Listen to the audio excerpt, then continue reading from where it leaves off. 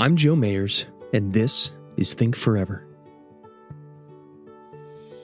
Today we have a unique episode about partnership. With the help of several other voices, I'll be sharing two different stories side by side in the form of a radio drama. We'll see the beauty of true partnership and how a strong marriage glorifies God and blesses everyone it touches.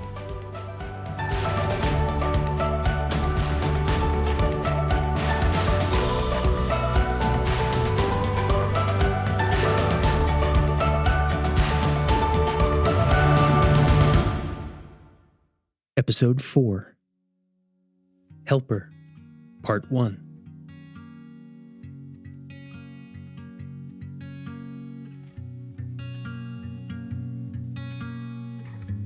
This is the story of two pastors' wives, women who lived hundreds of years and thousands of miles apart. Women known by only a few in the grand scope of things, but nonetheless played important roles in God's plans for his kingdom. We'll begin in Wittenberg, Germany, on the grounds of the Black Monastery, also known as the Black Cloister, originally built in 1504 to house 40 merchant monks. It was called the Black Cloister because black was the color of the monks' cowls. The monastery, including the grounds, is, as we begin our story, the home of a pastor and his family during the Protestant Reformation.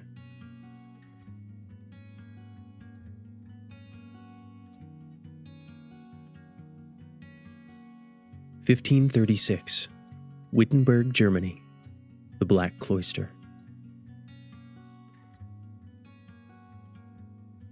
A few birds chirp, a rooster crows. It is early morning. The light from the rising sun slips across the fields of potatoes and onions on its way to the grapevines heavy with fruit. A woman hurries along the path toward us. She pauses and smiles, perhaps thinking about the wine she'll press. Maybe before the men who board with her family drink the last few bottles in the cold cellar. The heavy braid lying across the woman's shoulder is laced with gray. Her face is creased from countless days in the sun, her hands worn from years of working in gardens, shearing sheep, milking cows. Today she carries apples in her apron, perhaps thinking of the pies she'll bake. A few bees drift behind her, their wings iridescent in the golden light. A fishmonger stands beside the wide-open kitchen door.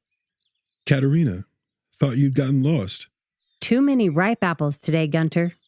Katherina shows him her bounty. Took time to gather all these. Enough for an extra pie for a poor fisherman? He chuckles and pats his robust belly. Yes, Gunter, I'll make one for you. So long as I get a few extra herring now and then. You know you do, Katherina. You're my favorite customer, and I know you have many mouths to feed. Speaking of mouths, your husband is actually out of bed already. Not necessarily awake, but he did grunt at me when I put your fish in the cold cellar. He salutes Katherina and turns to his cart. Katherina smiles and hurries into the kitchen. The kitchen is dimly illuminated by a low-burning log fire in a massive open fireplace. A sturdy rod holds iron pots above the fire. Steam rises from one. Katherina's husband slumps over a roughly hewn wooden table, his head resting on his folded arms. His long fingers are stained with black ink. Katherina opens her apron and lets the apples roll onto the table. One comes to rest against his arm. Martin mutters something unintelligible. Katherina turns to stir something in the simmering pot. Your oatmeal is ready, dear husband. Martin mutters again. You'd think a man who can translate the Bible into the language of common man would be able to at least say good morning to his beloved wife. Katherina sets the bowl in front of Martin and puts her hand on his shoulder. She closes her eyes and bows her head. Her lips move as she prays for her husband.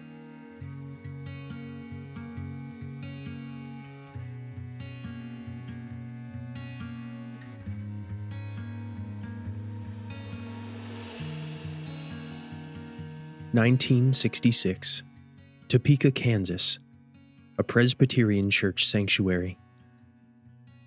This part of our story takes place 430 years later, and 4,822 miles from where the Black Cloister still stands in Wittenberg.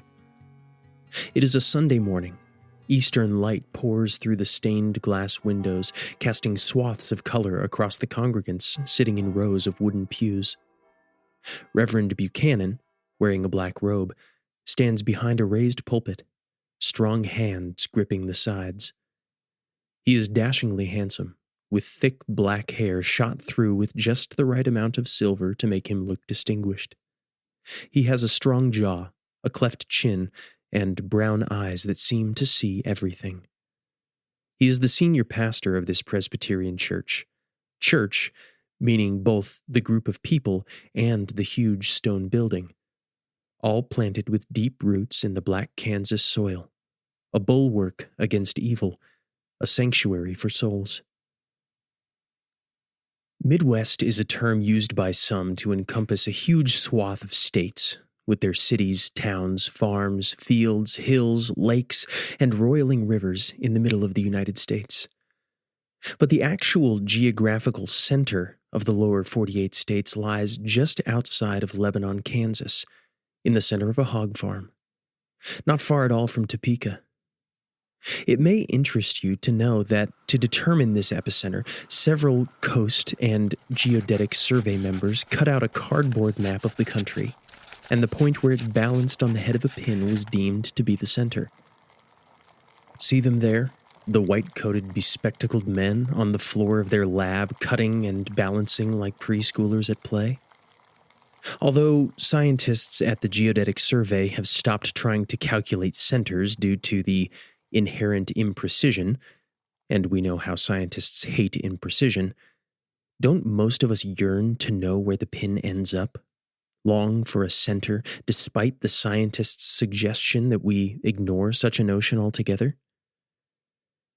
This part of our story is about the Buchanan family, who lived in Middle West America, very near the purported center of the United States, in a home that is both ordinary and extraordinary, a home with parents, a pastor and his wife, who love each other in the way that provides a center, that allows their 4 children to feel safe and secure on their way to becoming who they will eventually become.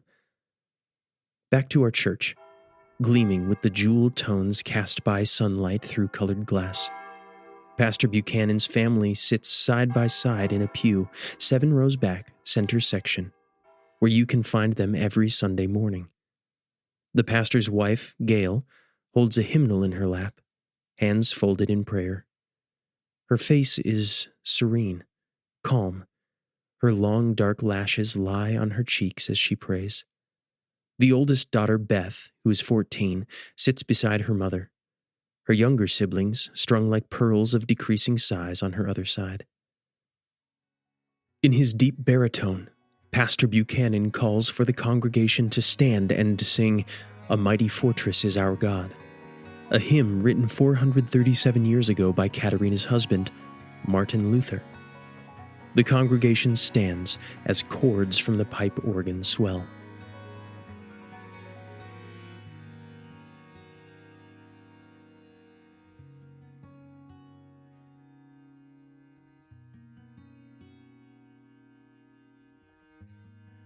"1536, Wittenberg, Germany, in the Black Cloister Parlor. A candle flame flutters from an unseen draft, perhaps slipping through the crack under the darkened window of the parlor. Katherina moves the candle holder a few inches to the left on the table and pulls her shawl more closely around her. The ornate tiered heating stove looms in the corner of the spacious room, but the logs in the base have burned down so that it is beginning to cool. The parlor is, as usual, crowded with young men, many garbed in scholars' robes. On the table are plates scraped clean. 12-year-old Magdalena, the Luther's oldest daughter, listens intently to the good-natured debates among Martin, the students who board in the old monastery, and this month's visiting scholars. Luther's eyes flash with passion, his hands sketching invisible illustrations to his arguments. Does he think the others can actually see what he's drawn? She shakes her head a mere fraction of an inch, but Martin notices, smiles mischievously, and winks at her.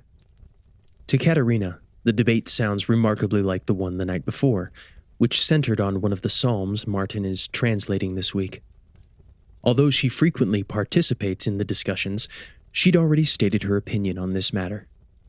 She stands and begins gathering plates and empty goblets from the table. Taking her cue, most of the students and scholars begin gathering quills and notebooks, placing them in their satchels, preparing to head to their rooms.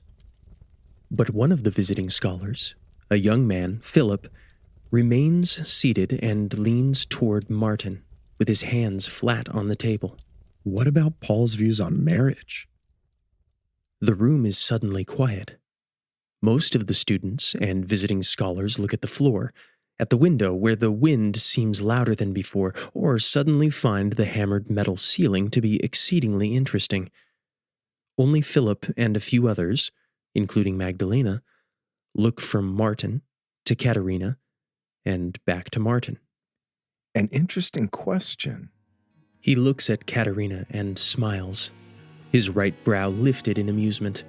His eyes reflect the candlelight. An interesting question indeed. Katherina comes back to the table and sits beside her daughter.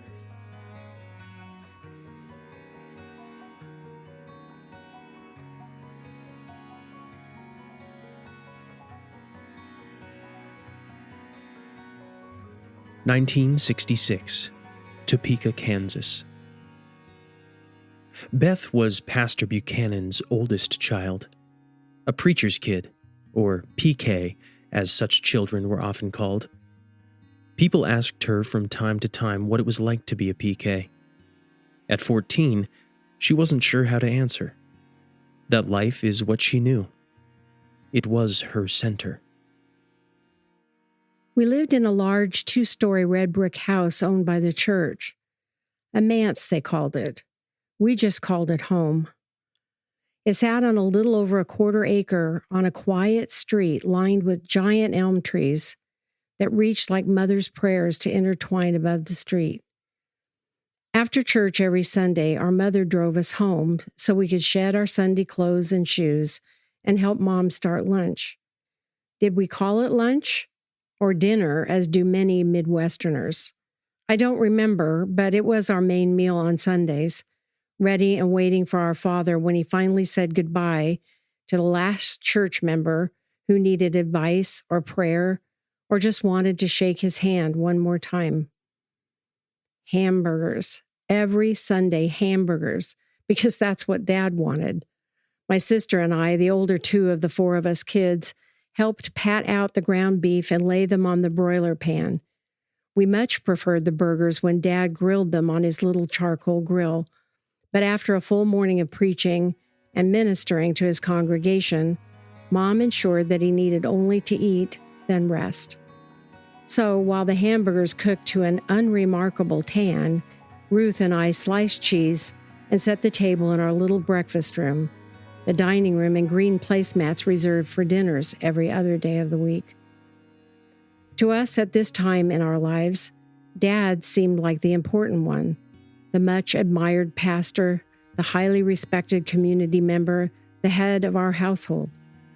But now I know we should have been watching our mother more closely.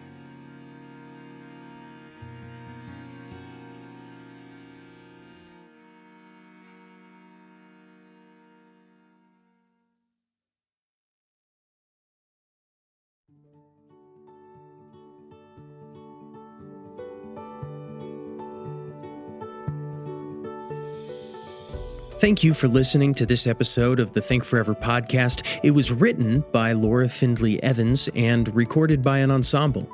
More information about this show, as well as our live performances, can be found on our website at www.thinkforever.org. Thank you again for listening, and be sure to join us next week when we finish Laura Findley Evans' story, Helper.